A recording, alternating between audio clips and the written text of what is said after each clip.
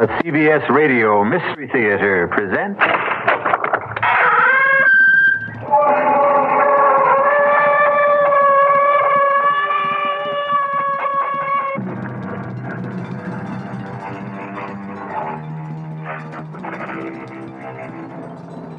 Come in. Welcome. I'm E.G. Marshall. Welcome to a chilling insight into the powers of witchcraft and an ancient curse. Witchcraft today is an in thing with the young, which may appear somewhat incongruous since witches, demons, and warlocks are older than the beginning of recorded time. And somehow, despite all of society's maledictions and efforts to stamp it out, witchcraft has survived, as we will demonstrate in our spine-tingling tale. Do you believe in demons, Miss Bell? Frankly, no. Do you believe in God? Any God? Of course. Then you must also believe in angels. And demons, according to all we know about them, they are simply fallen angels, fixed eternally in evil. And although we may not know whether we are being fanned by airs from heaven or blasts from hell, it is best to be on guard. And having said that, I should not like to be Robert Anthony, whom you will meet very soon.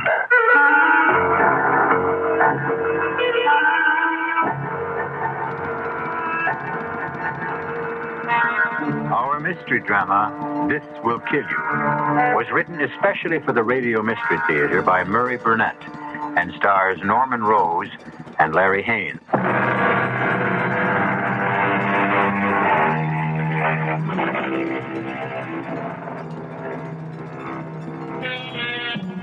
Rage, my friends, is one of the curses of mankind. Rage thickens the blood, assails the eardrums, racks the body with a mad urge to destroy. It has been said that whom the gods would destroy, they first make mad. And that applies to all of us, even if some are on speaking terms with God or the devil. Witness a man who is consumed with rage. Theodore Ragazzi. Obviously, you couldn't have heard me come in here. What are you breaking things for? Are you thinking of redecorating? This is the wrong time to try to be amusing, Liz. Well, what should I do? Ask if you've gone crazy? Evidently, you have not read this filthy, ignorant, arrogant, vicious review of my book. Oh, of course I have. That presumptuous idiot, Robert Anthony, to write such a review. Oh, come off it, Ted. You know, you sound like you're back to the Middle Ages. What are you going to do? Challenge him to a duel? I have other powers, other resources. You're serious. Serious? After this review, let me read just one part to you. Mr. Ragazzi, possessor of an awesome reputation as an expert on witchcraft, in this unnecessarily long book titled Demons and Demonology, has gathered the wildest concoction of old wives' tales, superstitions, and demons ever brought before the public. And, what is worse, he has given credence to them. To take witchcraft as seriously as Mr. Ragazzi does is simply childish. Ted, he's just another writer reviewer trying to be clever. Yes, at my expense. At anybody's expense. You just happen to be the target of the day. Mm-hmm. And now he is my target. For what? A nasty letter to the editor? For death. Oh, sure. If you thought this review was bad, wait until you see the ones you get after you kill him. I will not kill him. Oh, that's a relief. Liz, pick a date. What? Pick a date. Any date that comes to your mind. And the time. Write them down on this slip of paper. What for? Oh, to please me. All right. What's today? The 14th. Here. Okay, will this do? The 28th. 10:53 p.m. Oh, yes, it will do beautifully. Thank you, Liz. You're welcome. And now that we finished playing games, can we go? Of course. But the game is just about to begin.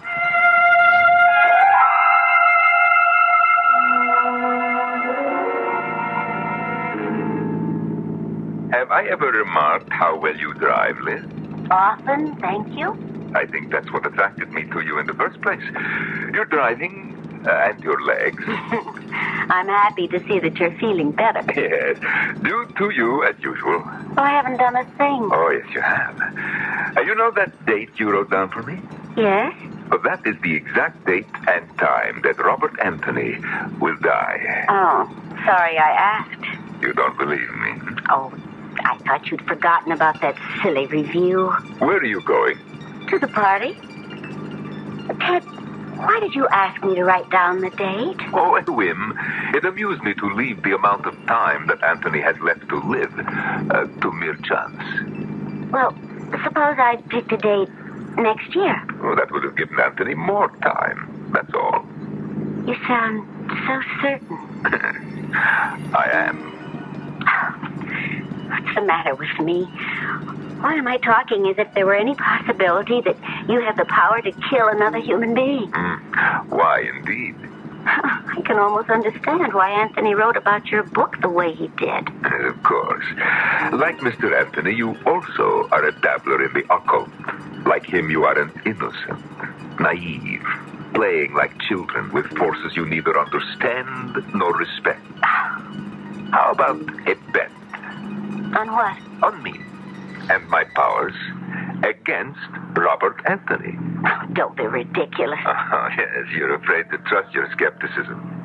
It's very simply proven. If Anthony dies on the day and at the exact time we both know, then I win. If he doesn't, you are the victor. And you know once and for all that Theodore Recozzi is a fraud and a cheat. That part tempts me. Then I have your word. It is a bet. What are we betting? Your soul.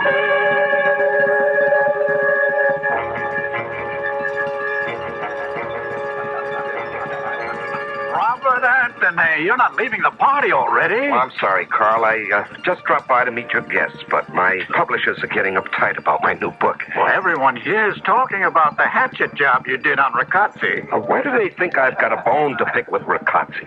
Well, I've read a lot of reviews, but... Look, I've had a job to do, to review a book. I never even met the man. I took off because his book was so ponderous. Instead of writing a history of demons and demonology, which would be interesting, Recozzi wrote as if he were putting down facts. Sorry if I touched a nerve. It's all right, forget it. I just think there's entirely too much fuss about the review. I know a little about witchcraft, and I think it can be amusing, but... Okay, but I hear Recozzi's taking it very big. Well, I don't want to hear that Recozzi's out to get me with the same crazy, demonic curse superstitious idiots believe in. Well, let's forget Recozzi. What about that play we cooked up? Well, I just told you, Carl, my publishers are getting restless. I'm spending most of my time in the library. Look, can we put it off for a week or two? Okay. Fine. I've got to run. But I'll call, Carl. Just to let you know I'm still alive.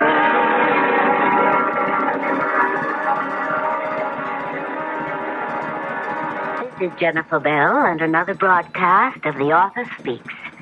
My guest for today is the man who has written the most controversial book about devils and deviltry, Theodore Recozzi. I am happy to be here. Mr. Recozzi, I must confess your book scared the daylights out of me. Was that your intention? No, not at all. My intention was to inform, to let people know that there are forces in this world that they may not have been aware of. Oh, well, then you're serious in your thesis about demons and their power. Oh, absolutely. Which naturally leads me to that review by Robert Anthony. How did you feel about it?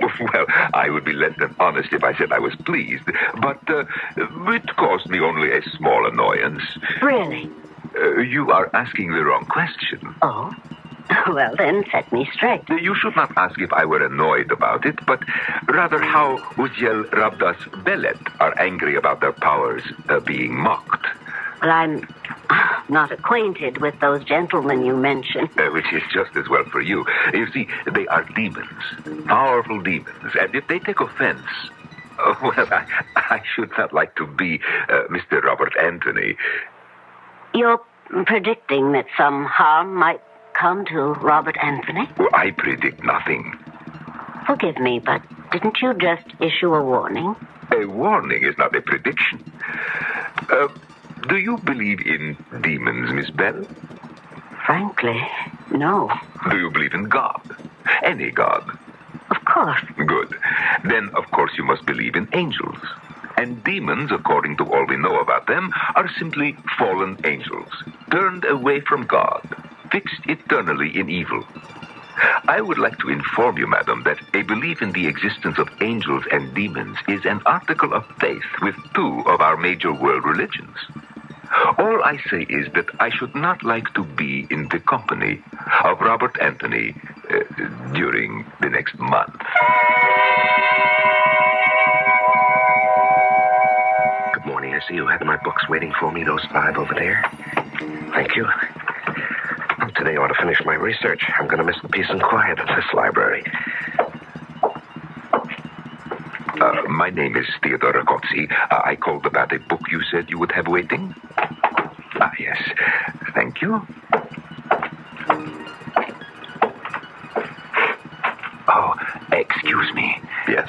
It sounds absurd, I know, but I am superstitious about where I sit when I work here. Also, the light. Oh, yes, it's okay. Sit right down. Oh, yes, you're so kind. Oh, I'm so sorry. Forgive my clumsiness. I've knocked your books down. Let me help you. Oh, it's all right. I can pick them up. I cannot think how I could be so clumsy. Maybe I should wear glasses. Don't worry about it. Accidents happen. Yes, of course. Oh, this piece of paper is yours, I believe? Oh, thank you. Is something wrong? You keep looking over your shoulder. No. It's nothing. I don't feel well. It'll pass. Oh, yes, of course. Sir, can I help? No, I think I need a little fresh air. Oh, yes, of course. Sir, your books. Oh, forget them. I'll be back when I feel better.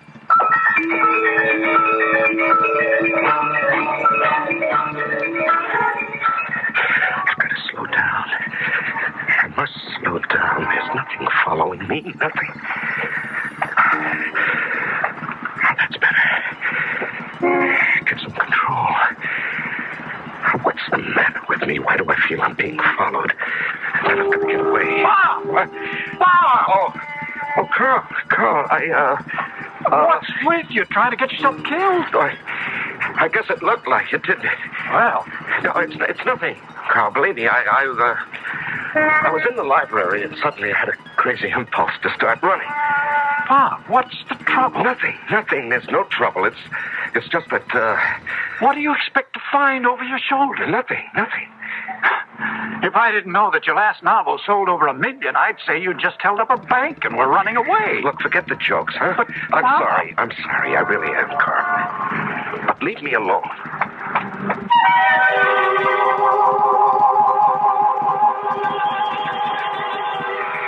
Whom the gods would destroy, they first make mad. But are the gods desirous of destroying Robert Anthony, or the demons? And who are the demons that are driving him? I'll be back shortly with Act 2.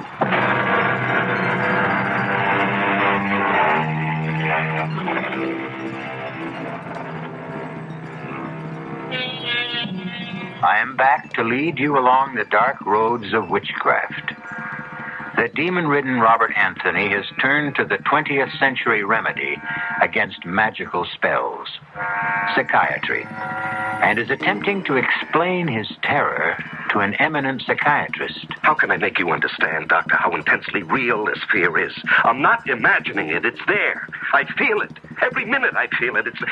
It's at my shoulder, behind my back, pressing in on me. Of course. Have you ever heard of anything like this before? Nothing exactly similar, but fear is quite common.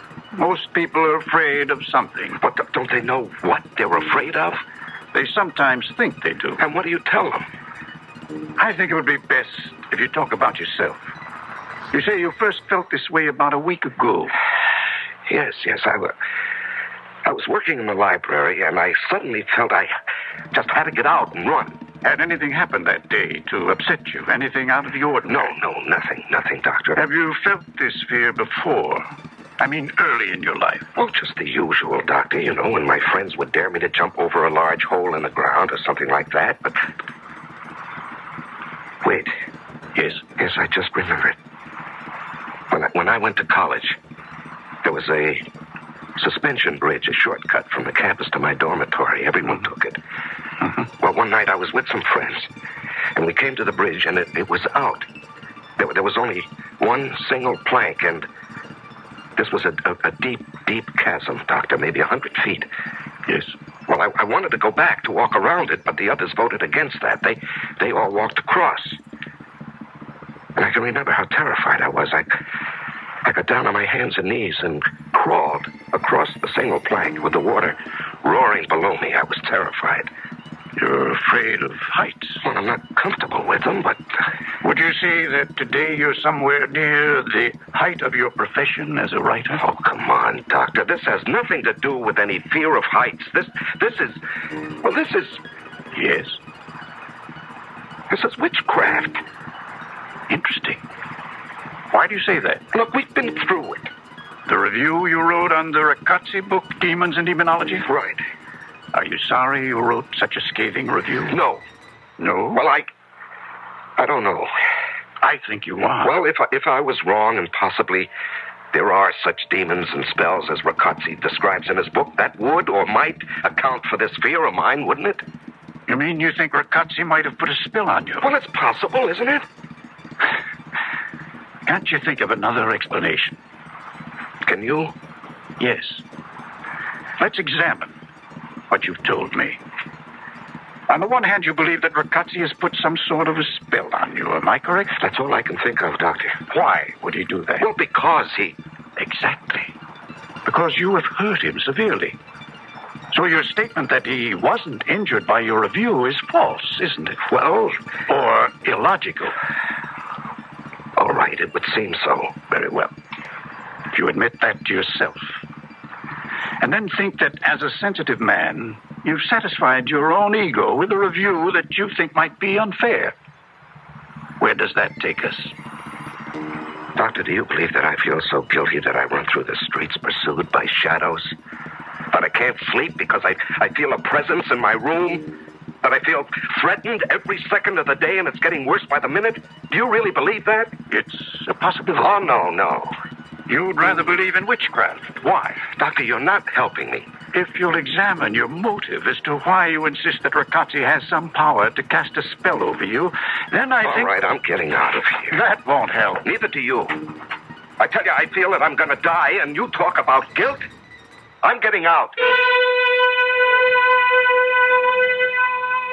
Desperate men take desperate measures, and Robert Anthony was desperate.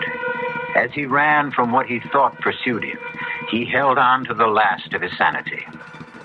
In his dabbling in witchcraft, he had heard, as had everyone interested in diabolism, of Professor Thurman Anderson, an outstanding scholar and acknowledged authority in the field.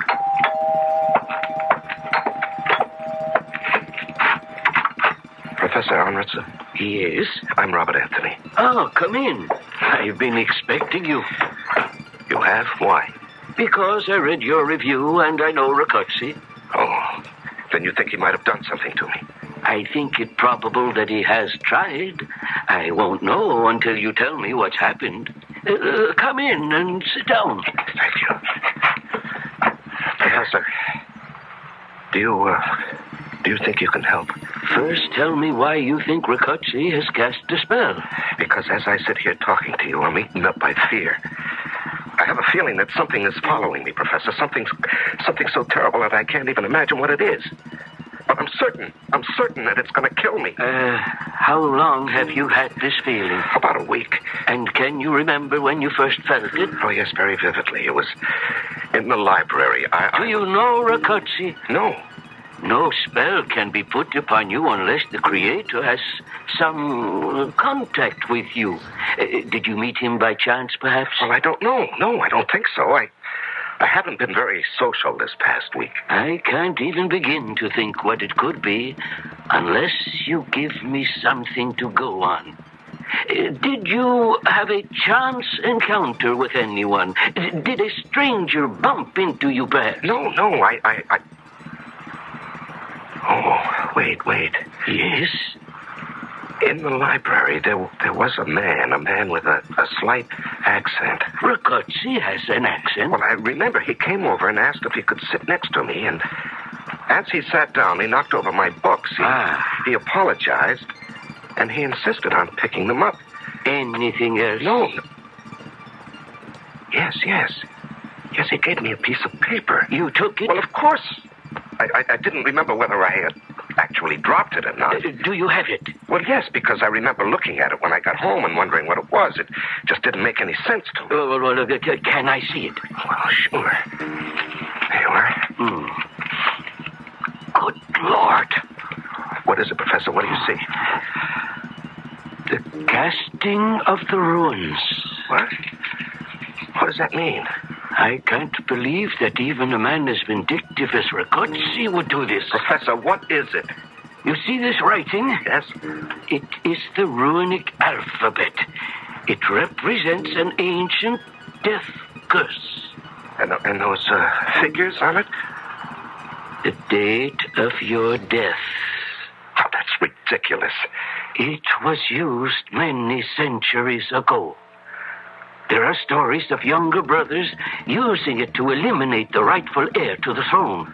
It has earned the reputation of being one of the most powerful of all the ancient spells. The drawback, of course, was the absolute necessity of having the man or woman casting the runes to pass the curse on directly and have it accepted. Oh, no, I won't believe that. This is the 20th century. Careful. Lose this paper and you lose your only chance. Chance? You mean there's something I can do? One thing. What is it? Pass the curse to someone else. Oh, this is unbelievable. If someone else told me about this conversation, I'd say we were both fit subjects for an insane asylum. No, I can't go on this way. Professor, how do I go about passing this on? You have someone in mind? Do I have to know a person? No, you could pass it to a stranger. Well, how? Simply brush up against someone in the street or on a bus or subway. See that he drops something. Then pick it up, and along with the package, you pass this piece of paper saying, I believe this is yours.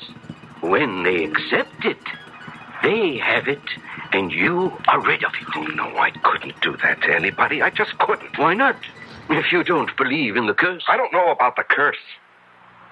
I can't believe that it will actually kill anyone, but I know how I feel. That is very real and horrible. Well?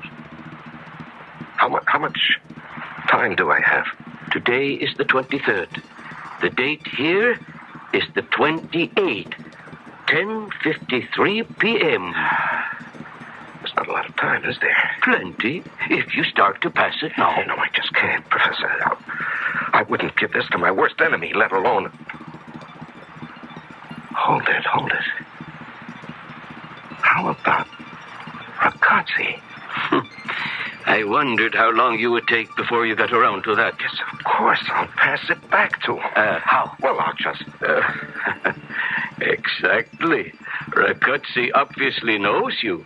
He is going to be on his guard. Well, can someone else pass it? No. It must be passed directly. There must be a way.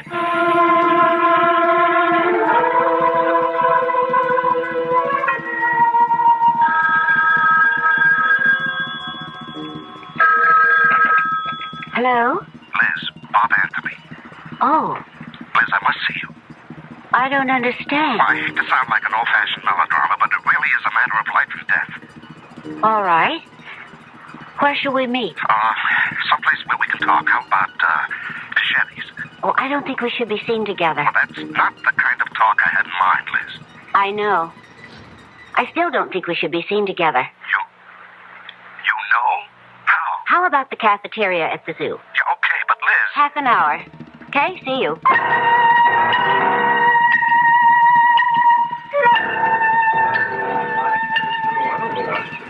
Sir, I'm late. Oh, you're not. I'm early. What would you like? Oh, just coffee. All right, I'll get it for you. No, I really don't want anything.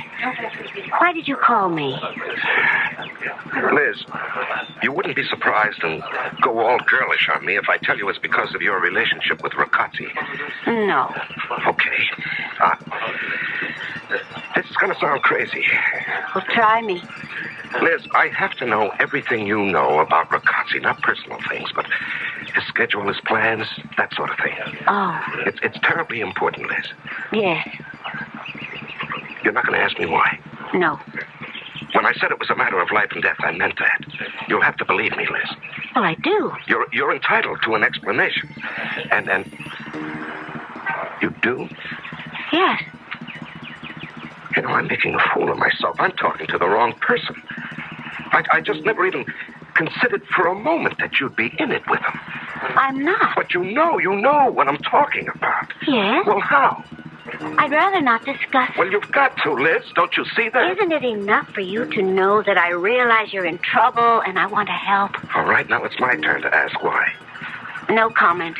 But, Liz... You're wasting time in arguing. What can I do? I've already told you. But don't you see that I'll feel better if... If you can trust me? Yes, exactly. This isn't just fun and games for me, Liz. It's your life. Then you are in on it, huh? Look, I know about it.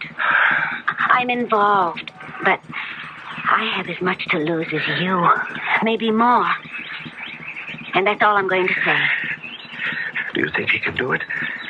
More important, what makes you think he can? Everything I know tells me he cannot. But... Everything I know, everything I've learned, everything that science says doesn't help stop the terrible feeling I have that something is after me, Liz. It's just waiting until it has 10:53 p.m. on the 28th. That's the date. What makes you think I can help? I have one chance to break whatever spell Rakatsi has put on me. And what's that? It's just a slim chance, Liz, but a chance. Just take my word for that. If you do want to help, get me the information I want and need. I'll try. How do I reach you? Here, this number, anytime, day or night. If I'm not there, I'll get back to you in 5 minutes. I'll try. Thanks. And Liz? Yes? We haven't got much time.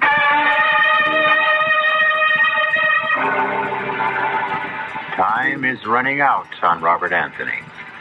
Whatever it is that's following him, or what he honestly believes to be following him, has a target date. I'll be back shortly with Act 3.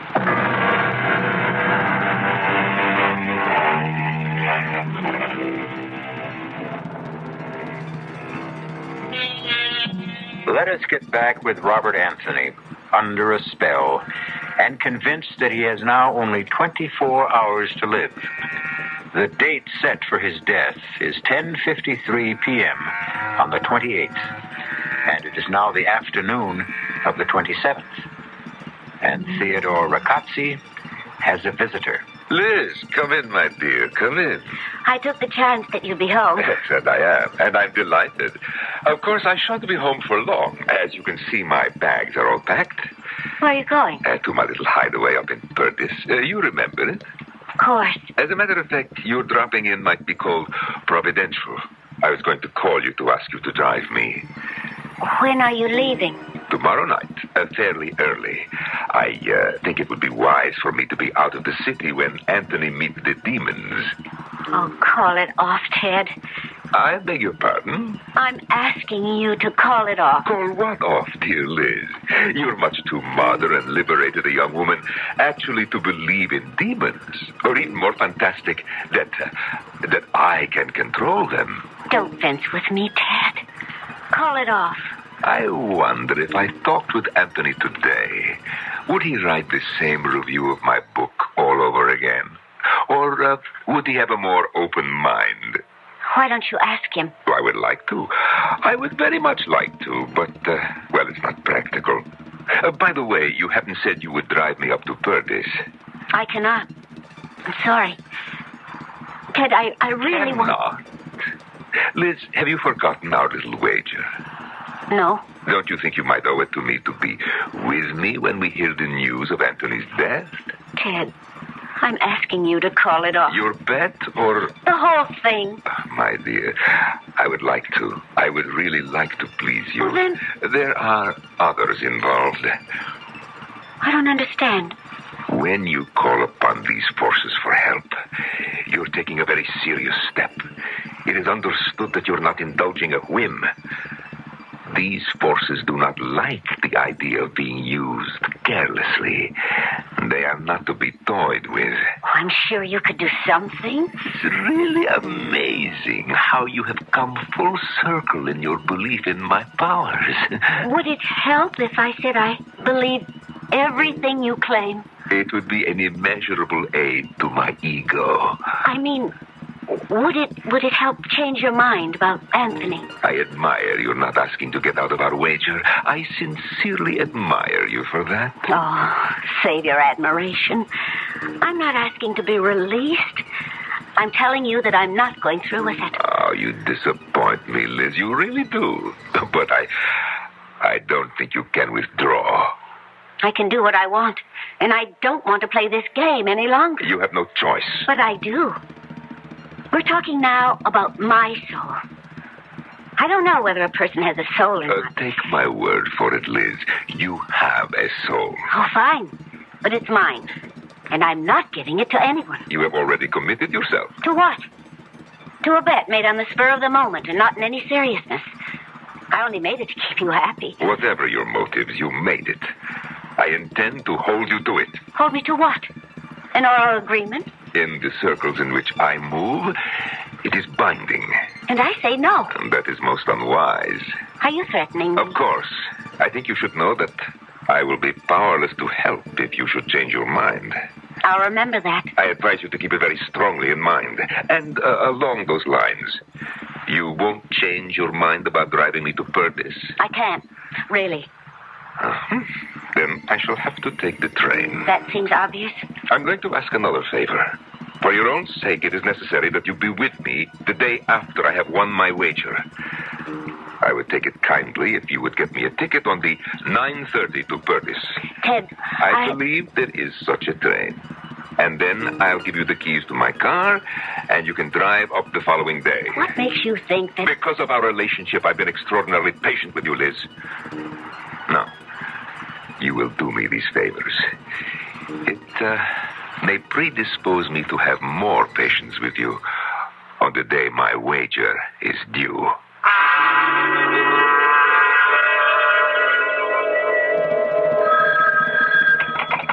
Hello? Bob? Oh, Liz, I've been waiting for your call. Do you have anything for me? Well, I don't know whether or not it helps, but he's taking the 9:30 train to Purdy's on the 28th. 9:30? That doesn't give me much time. For what? For what I have to do. Liz, that makes it so close. Are you sure about the train and the time? Positive. I bought the ticket myself. 9:30? Yes. Wow, that's going to be awfully close. Did he give any reason for picking that particular train? Well, first he asked me to drive him up. I said I couldn't. And then he told me to get the train ticket. He said... What? What did he say? It's not important. Liz, everything is important. What did he say? He said that he wants to be out of town when it happens. Oh, yeah, sure. That makes sense. Bob? Yes? It isn't going to happen, is it? Liz, I'm trying. Do you have, would you honestly think of your chances? A lot better now than before you called. Is there anything else I can do? Yes, pray for me. And you for me. What? Why? How are you involved? Forget I said that. How can I forget it? Believe me if I tell you that my problem is... Well, it has something to do with you. But I'll be okay if you're okay. Oh, you sound like a book title. Well, at least you can joke. I hope it isn't gallows humor. Liz, I've got a lot to do. I have a plan. I don't know whether it'll work, but it's made me feel that I can do something. And I'm going to do it. Good luck.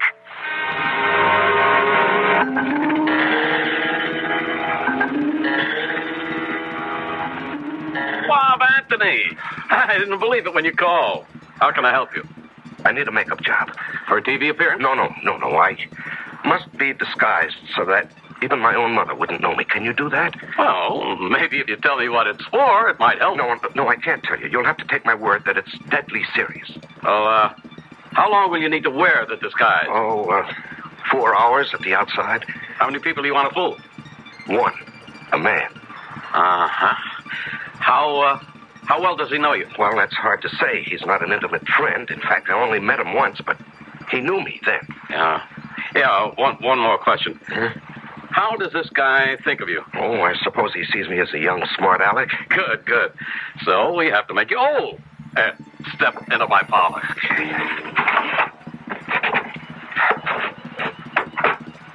Aren't you going to lock it? Okay. Sit in that chair over here. Now relax. You're too tense. Sorry. See, now, the hairpiece is no problem. Your head and hairline are easy. But the eyes... The eyes? Exactly. With the hair you have, you can't have those alert brown eyes. Let me see. Watery blue with little veins running through them. Yeah. Okay, now. Ever wear contact lenses? No, of course not. You'll love them. Slight effort. There. How's your vision? Well, I can see. Good. The wrinkles come last, and I think a little goatee. Yeah. Bushy beard wouldn't be right. Now just put your head back.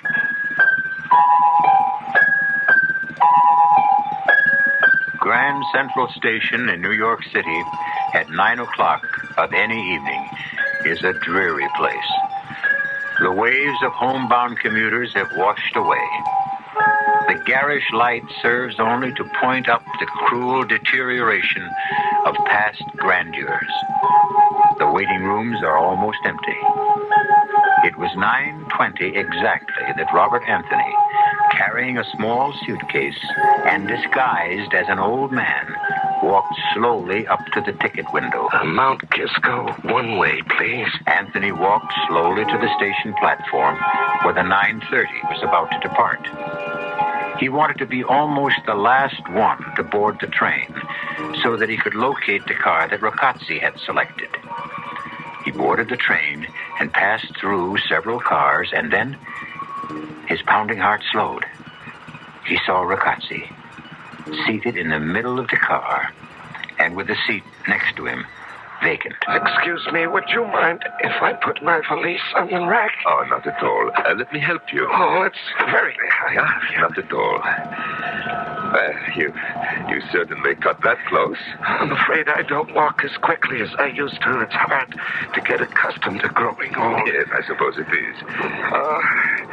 I hope you'll forgive an old man's curiosity, but that book you're reading... The Dynamics of Witchcraft. Yes, that subject has always fascinated me. Did you ever study it? No, but when I was younger, Halloween was my favorite holiday. You know, dressing up and trick-or-treating. Yes, I know. Oh, that was such great fun. Yes. Well, I won't disturb you anymore. I know you're anxious to get on with your reading, but where are you getting off? Purvis. Is that before or after Mount Kisco? After. I wonder. I mean, I have a tendency to drowse off, you know. I wonder if when we reach Mount Kisco, you would be... I will let you know.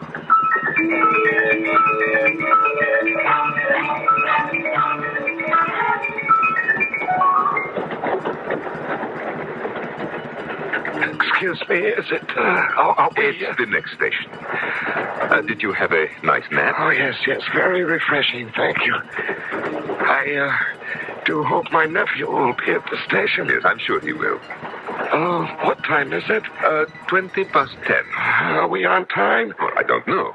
I suppose so, but even if we're running late, I'm sure your nephew will wait. Yes, I hope so. When you get old, you seem to worry about everything. The young have their worries. But they're not the same, are they? Sometimes they are.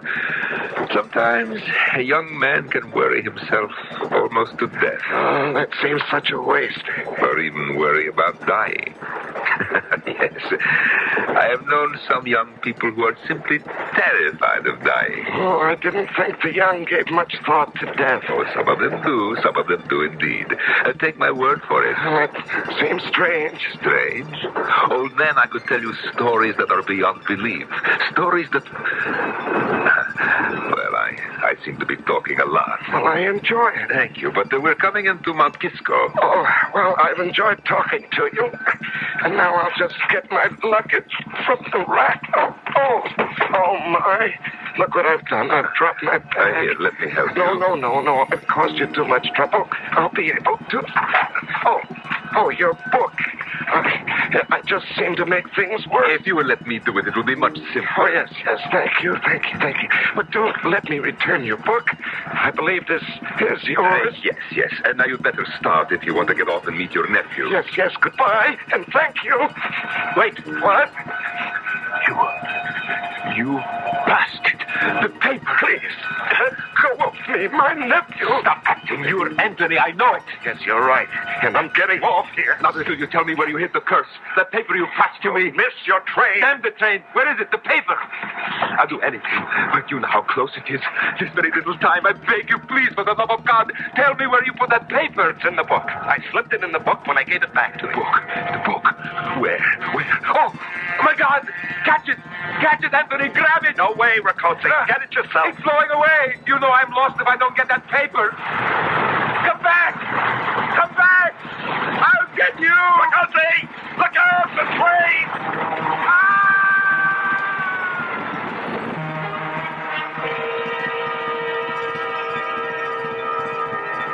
The end of our story of witchcraft and demons.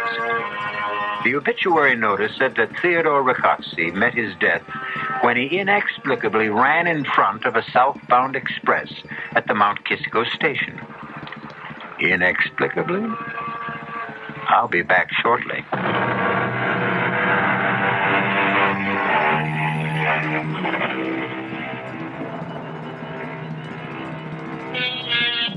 I'm sure we all know what the forces were that made Theodore Riccozzi run in front of the train that killed him. He panicked because of a superstitious belief in the supernatural. That, of course, is the explanation. Or is it? Our cast included Norman Rose, Larry Haines, Evie Juster, Roger DeKoven, and Gil Mack. The entire production was under the direction of Hyman Brown.